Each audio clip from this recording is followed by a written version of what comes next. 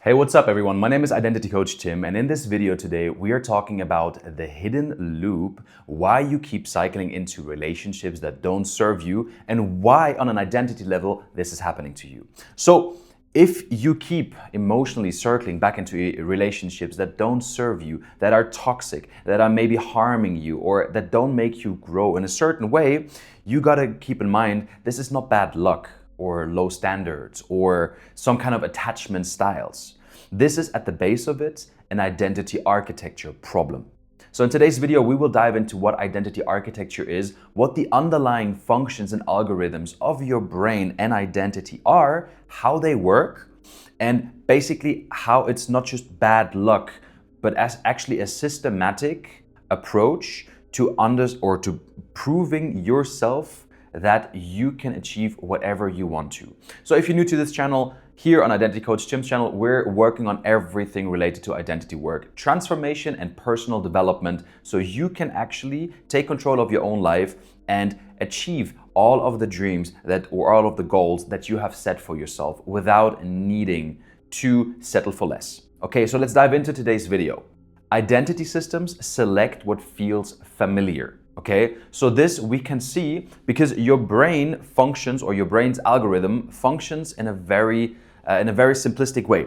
Its main goal is, so if we keep in mind that this is your brain. Your brain has two main functions or two main algorithms under which it operates. Number one, it asks itself the question, is this process, is this system predictable?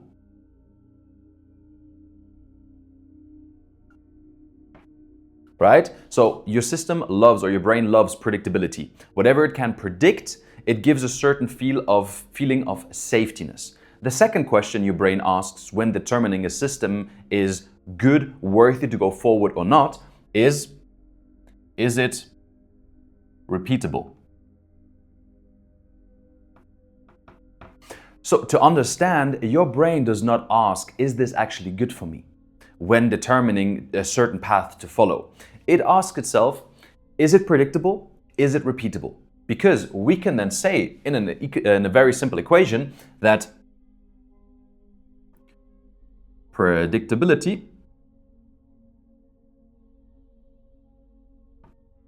plus repeatability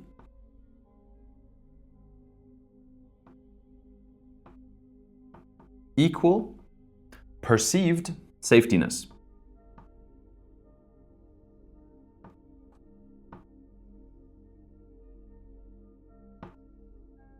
This is the main function of your brain. Like I said, it does not look for, is this actually good for me? Do I actually want or need this in my life? The only thing your brain determines whether something is useful or not, it asks itself, is it predictable? Is it repeatable? So if both of those score high, if it's a high likelihood of predictability and a high likelihood of repeatability, we label it as perceived safety. And whatever is safe, the brain likes to work with and go forward with. So now we've talked about the brain and its main algorithm. This is super important as a base layer because I want to build with these videos up. On each video, we kind of want to dive a little bit deeper into identity architecture and how it works, how your identity really works, and that it's not just like luck or, I don't know, random scrambling of things that happened to you that made you who you are, but it's actually a systematic approach of who you became, who you are today due to all of the circumstances, all of the belief patterns that you have implemented for your life.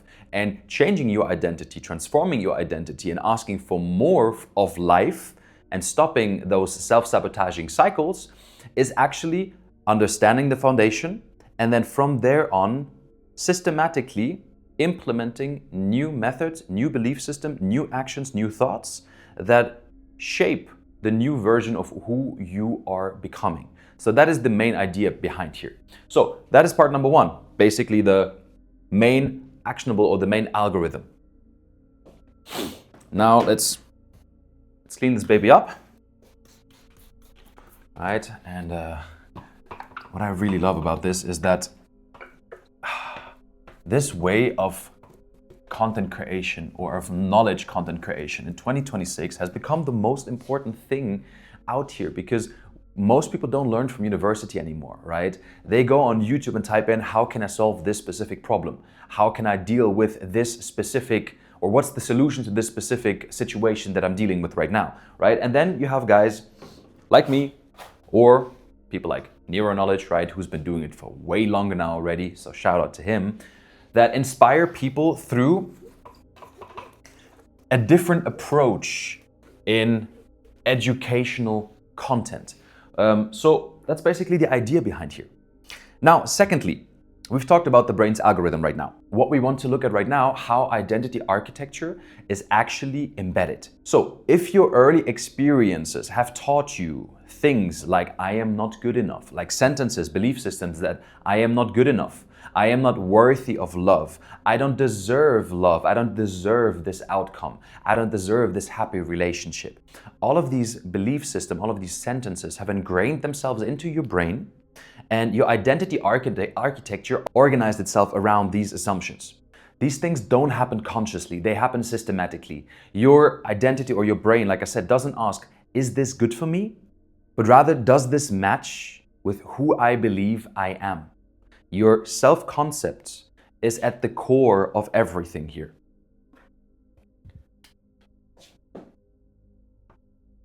Because your self-concept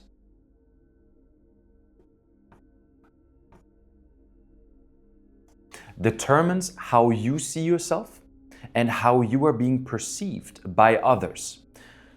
Now, self-concept is the core idea of the next step here, because now we're talking about attachment styles very briefly, because identity architecture doesn't necessarily have to do anything with attachment styles, but attachment styles are important to understand to create a basis to understand yourself better, because awareness is always the first level of change and transformation. So the equation that we will be working on every single video here is that we want to create, so the end goal is transformation, right?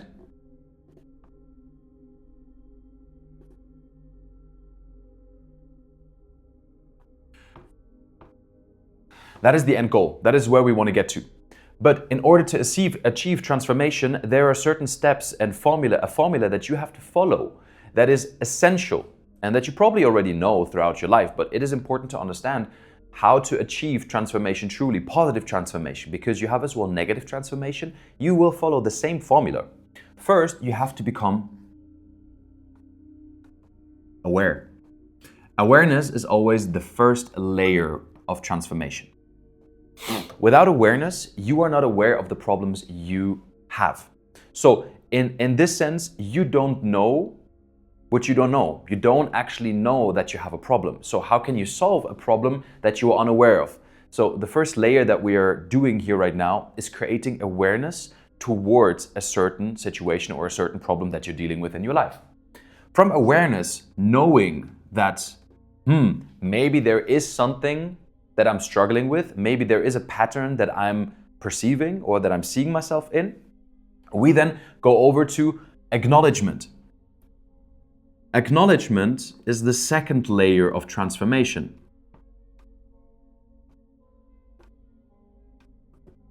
So now you know that you have a problem or you have something that you want to work on, you have a goal that you want to work towards, right? You acknowledge that you don't know the answer yet on how to achieve transformation, but you know that you are aware and you acknowledge that there is something that you want to work on. So that is number 2. Number 1 is awareness, number 2 is acknowledgement. From acknowledgement, we go into acceptance.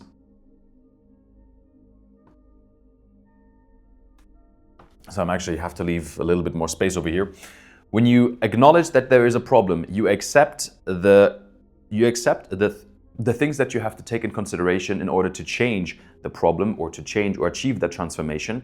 You accept the consequences of not following through and you accept the consequences of following through. So the acceptance is basically the determination whether you want to go into a positive or a negative transformation. Acceptance is the third layer that basically creates for you the determining factor. You know and you accept the consequences that are happening if you continue with this behavior. And this is mostly happening subconsciously, right? This is not necessarily happening consciously. So if you smoke, or if you drink, or if you take heavy drugs, then long term, you might think it's fun, but subconsciously your brain already knows that if you continue this path, if you don't stop, and if you accelerate even, if you excessively start doing these things, you accept the consequence of what will happen long term and the negative transformation that you will take into account.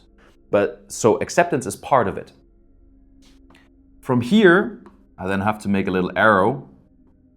From acceptance, we go into system change.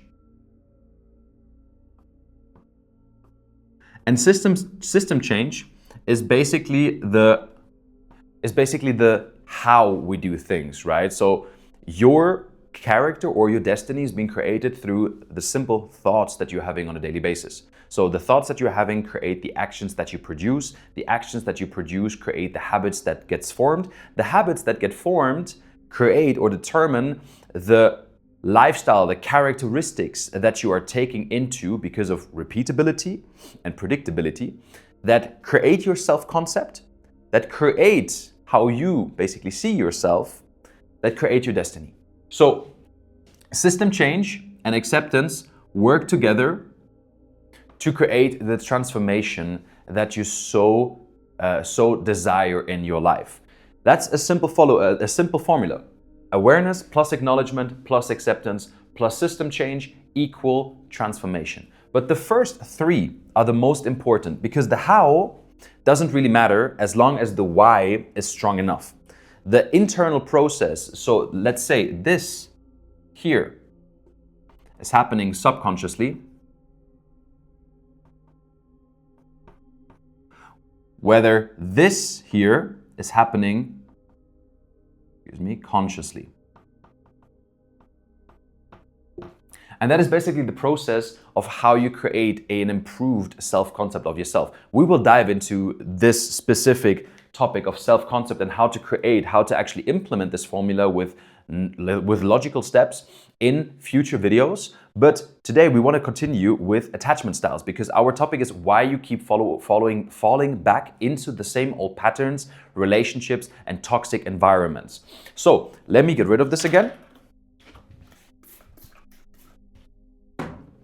So we can actually look at the next thing that is important. And we're not going to take a deep dive. I know you can research the hell out of this concept or out of the structure behind attachment types, but that is not the goal of this video. We just want to briefly explain what the different attachment types are, and like this you will understand why you keep falling for the same people over and over again. So what I will do now, I will use this one, and I hope you will see it good because it's a thin pen. So there are 4 main attachment types. Okay, so first, attachment styles. Your first attachment style is called secure attachment.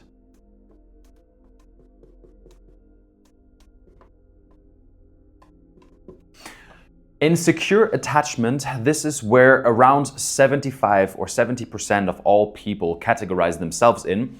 Secure attachment is where you have a healthy self-concept of yourself and of others. So the way you perceive yourself and the way you perceive others is in a very healthy manner. So this expression of your attachment style is basically an underlying identity system.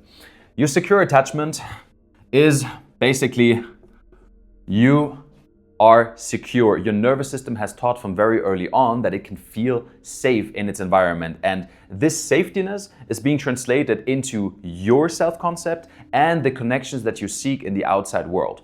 So that is basically the first attachment that a lot of people fall into, 70% around. So we can even say here around 70% consider themselves secure attachment. Number 2 is avoidant attachment.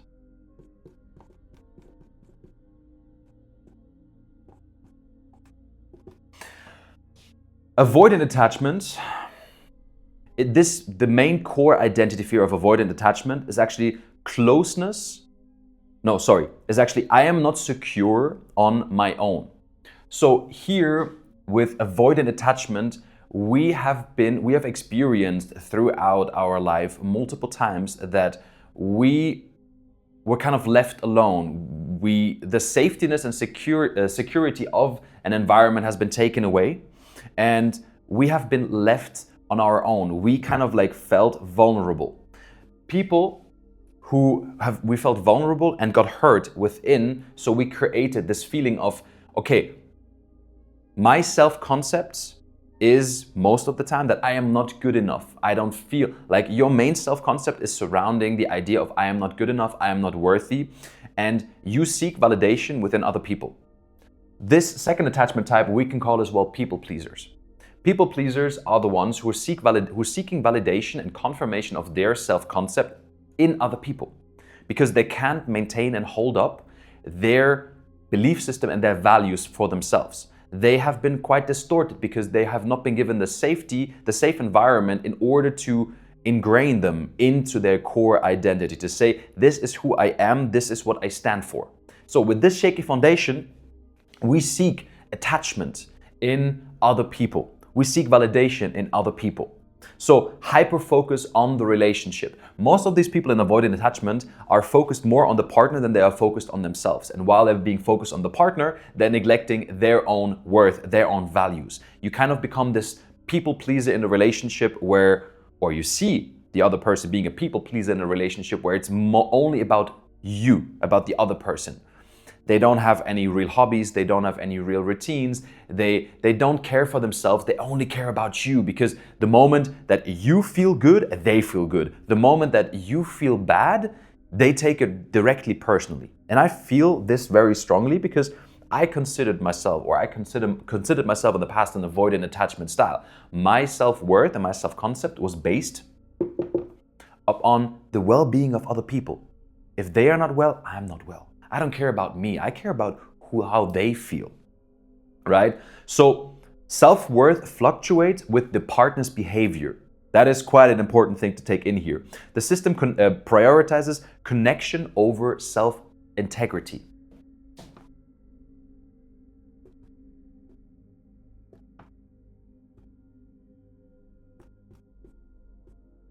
Integrity, right? So here, connection is in the middle.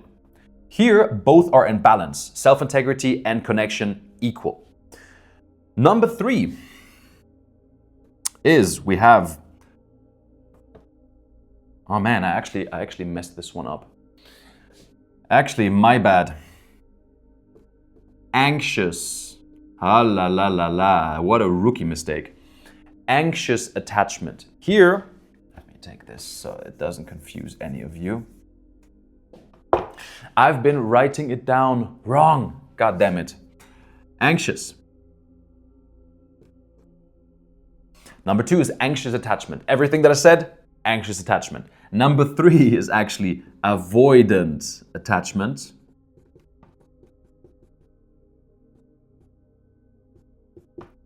And avoidant attachment are people that have been hurt in the past, that try to open themselves and become vulnerable or be vulnerable, but they got basically fooled, or they got taken for granted. So they've been messed with their integrity. So they lost the trust in other people. They lost the trust in a connection towards other people. So those people feel very distant. So avoidant, another word for avoidant is distant, attached. So these people, for example, they fear closeness. That closeness will cost me my autonomy. For avoidant attachment people, autonomy is super important. So they rather focus on themselves than on the relationship. And as we know, a relationship is a tango of both, right? We need the harmony of the connection and of the self. You need to be as focused on yourself, on your own goal and your own path, than you are on the other person. Only this creates a good tango, right? Because just imagine you having a partner and everything that you care about is your own steps. Well, this doesn't really work. in the long term, because if you only focus on your own steps and the other part only focus on their own steps, you forget to lead and you forget to swing around the hallway, right? A good salsa is always a dance between both, where everything is in perfect harmony. I'm not a dancer, but you see myself moving around here. So what is very common in avoidant attachment is emotional suppression. Those people suppress their emotions. They're discomfortable with vulnerability, because for them, if I open up, I get hurt. So I rather stay closed for myself. Your problems are your problems, my problems are my problems, right? So they over-identification with independence. They're basically singles in a relationship, which is, they don't know it better because they have been hurt and their system prioritizes self-protection over connection.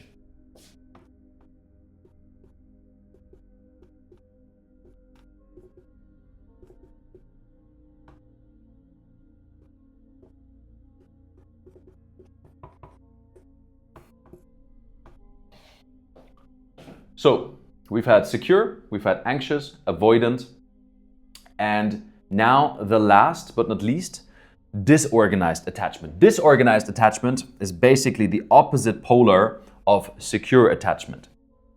Secure attached.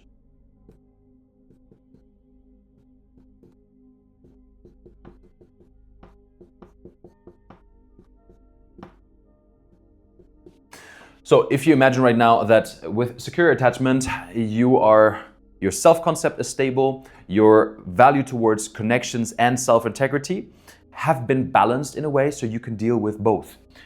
Disorganized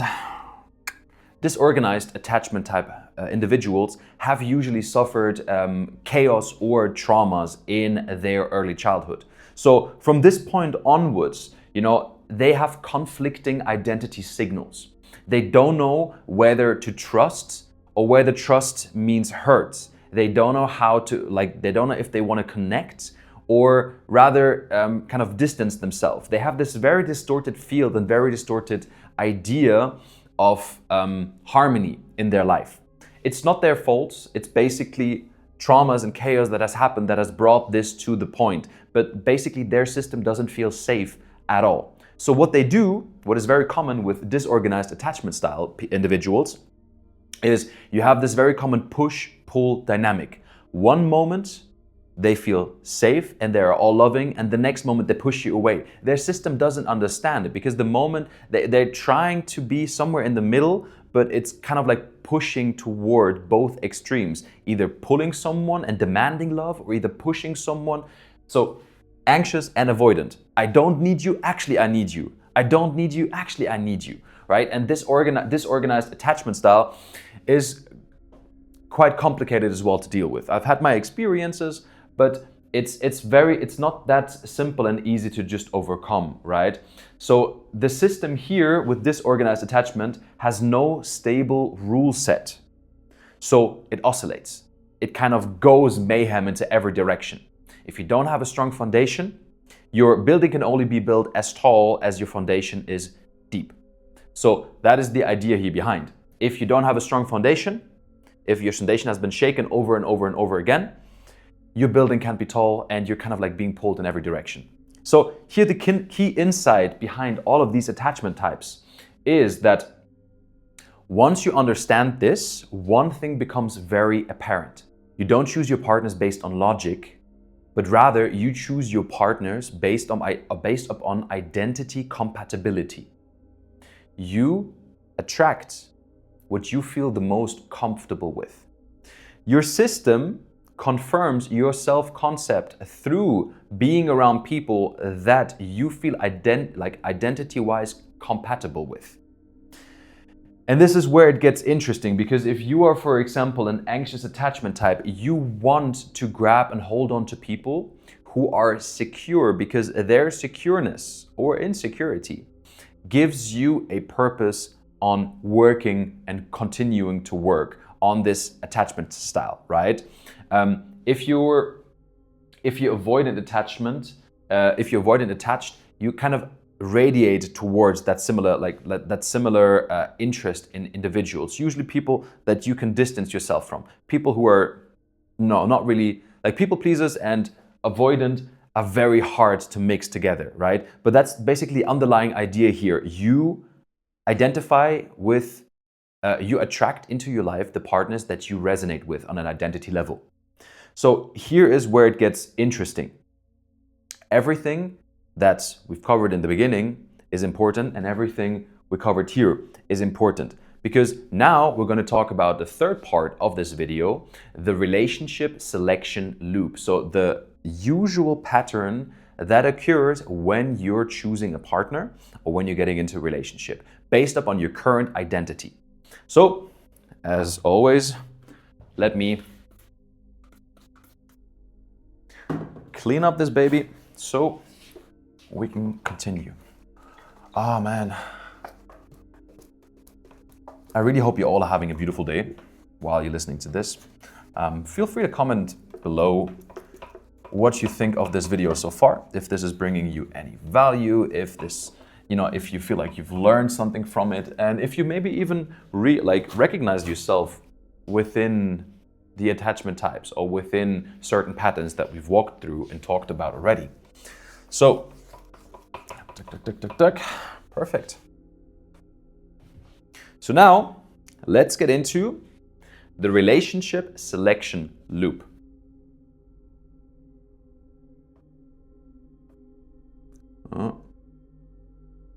Relationship selection loop. So the loop goes as follows. Number one, so this is always running in the background, right? Number one, self-concept. Here, basically your self-concept is who you believe you are in a relationship.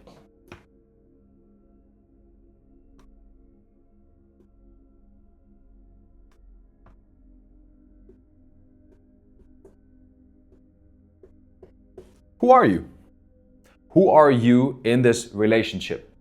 Are you the one who has his things together, who runs a secure attachment, who has his values and his belief systems set in place? Or are you the one who needs to constantly take control because your partner is not in a position to control? Like who you see, like how you see yourself in a relationship, who you believe you are in this relationship determines what you attract into your life, right? Security usually attracts security. Disorganized usually attracts disorganized. Anxious and avoidant, they kind of mix match together where it fits or where it doesn't fit, but it's kind of like you attract into your life who you believe you are, right? So number one is self-concept, who you believe you are. Number two, what is then happening? From the basis of who you believe you are, you will then determine your emotional safety rules. Emotional safety rules, you have to imagine what feels familiar, tolerable, and normal. Let me explain.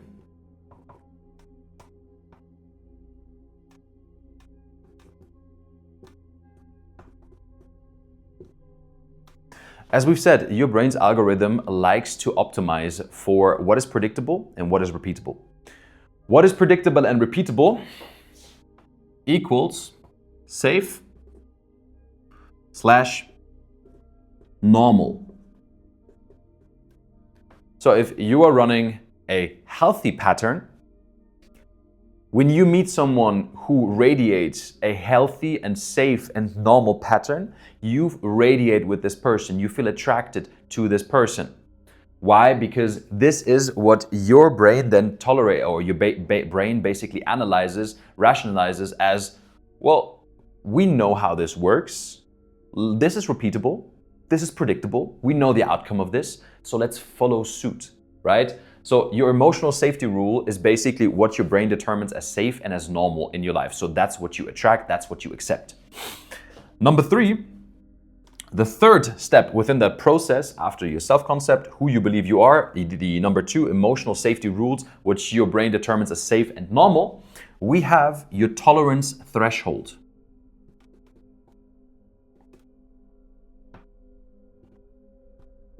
And your tolerance threshold, you have to imagine as what you allow, what you excuse, and what you minimize, right? People on a mental and emotional and spiritual level, other people can never hurt you. They can only hurt you to the extent that you allow them to hurt you. So you can only experience in your life what you allow in. Physically, it's something else. If I want to hit you and I hit you, right, I've hurt you. It's not your choice whether I want to hit you or not. Maybe it is, maybe it's not. But on a mental and emotional and spiritual level, you always allow, or you always manifest into your reality what you allow in. Here it's the same thing. Based upon your belief system, based upon your past, your experiences, based upon your trauma patterns, what you allow in, what kind of traits you at first think, well, she's good looking, she maybe can cook well, cool. Ooh, but there are some traits where she's a real gaslighter, but she can cook well.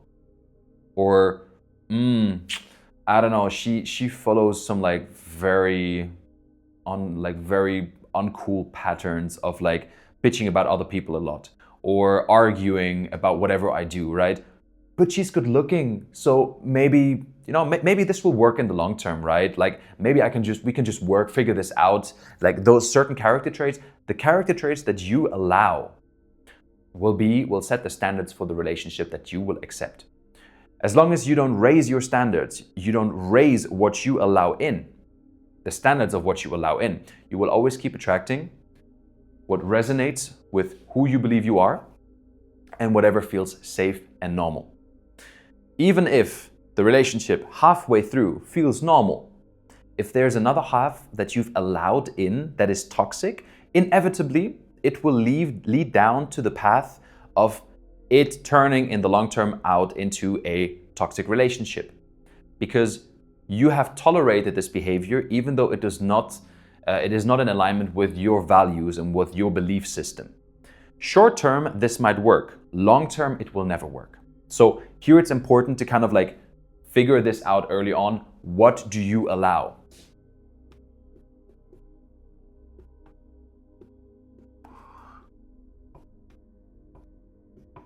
What you allow in. Then step number 4 is partner selection.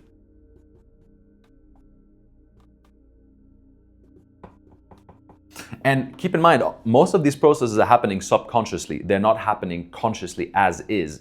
You can say, well, she's good looking and she can cook. That's a conscious fact, a conscious statement.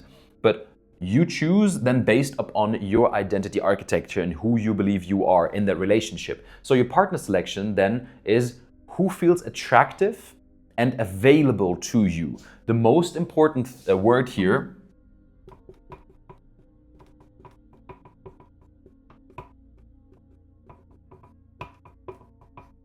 or actually both words are very important, because based upon your attachment type, you either choose based upon attractiveness or availability. People with anxious attachment types, people who need other people in their life to feel better, to feel good, they're looking for what's available. If you get out of a relationship that has been going for a very long time and you've always been the one that has been taking care of everything and you've been, the people pleaser, the one that has been really nagging, the first thing that you will be looking for once you're single again is someone else to cling to and to hold on to, because you don't know what it feels like to be alone. You need somebody available. You need somebody that you can hold on to and that you can repeat the pattern with, because that's where you feel safe. Only when you serve and only when you let go of your own needs, your own demands, you feel safe again. And lastly, last point here is the reinforcement.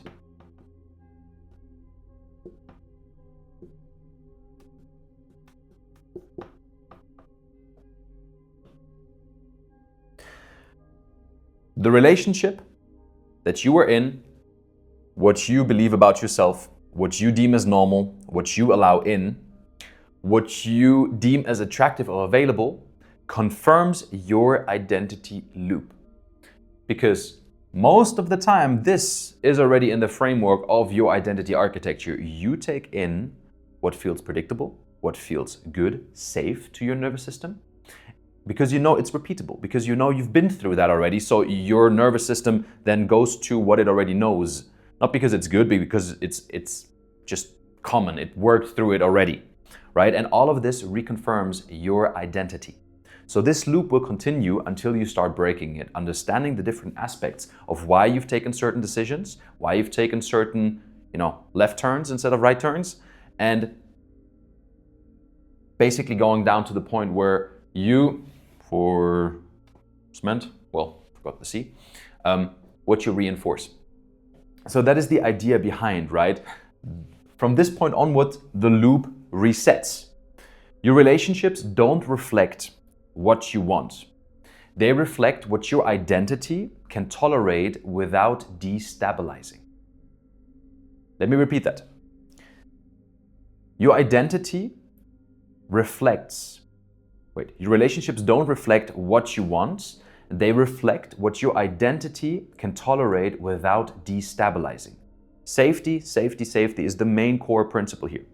And as long as we don't teach ourselves or our minds what the new version of us deems as safe, we override the old systems through new patterns, new values, and new thoughts, habits, and self-concept patterns. We then can establish a new and healthier system. So this is then the real path to change. Let me get into the last sequence here. We've talked already about, and let me write that down again once more. We've talked already about the formula in the beginning, what it takes in order for you to implement or achieve any level of transformation. And transformation is a very general word, because it basically kind of like transforms over to any area that you want to create transformation in. Okay, I don't know why this one doesn't want to go away. So again here, the pattern that we've talked to is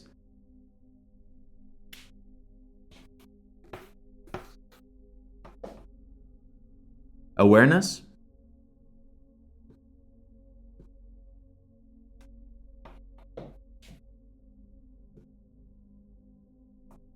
plus acknowledgement,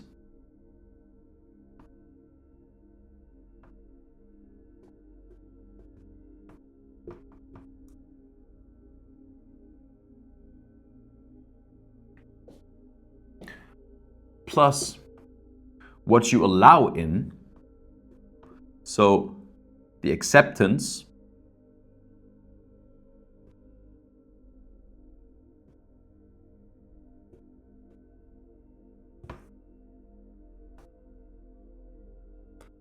plus then the decisions that you take from here on after, the words that you choose, the thoughts that you keep leading, the actions that you take upon your words, the habits that you create, the characteristics that you create out of your habits, all lead to one single final point. And that is the transformation you so... I can't write and talk at the same time.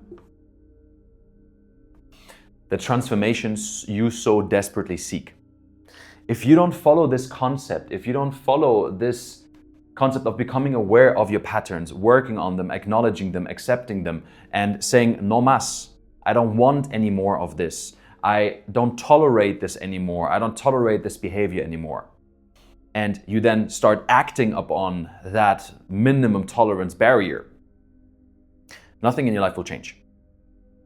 If you start implementing this formula, understand your attachment type, what you feel drawn to, and then take a conscious decision upon what to not choose anymore next time, and build upon that. This then, through repetition basically is the big circle that I should draw around everything. Because what you repeat, you can overwrite, right? Whatever negative habit you have, if you repeat the good habit for long enough, it will overwrite in the system the old pattern. And that's basically the end of the video. I hope you've really liked this, right? We want to take one last little soft, ending here. So if you keep attracting the same kind of partner, the question is not what's wrong with me, but rather what version of myself is my system protecting? When the identity shifts, attraction follows, not the other way around. So I hope you've liked this video. I hope the content, the style really pleased you. If you did, leave a like on this video. Feel free to leave a thumbs up, subscribe to the YouTube channel. I will be uploading weekly videos on identity work, on different topics that are interesting to you, to me, and to everyone else around.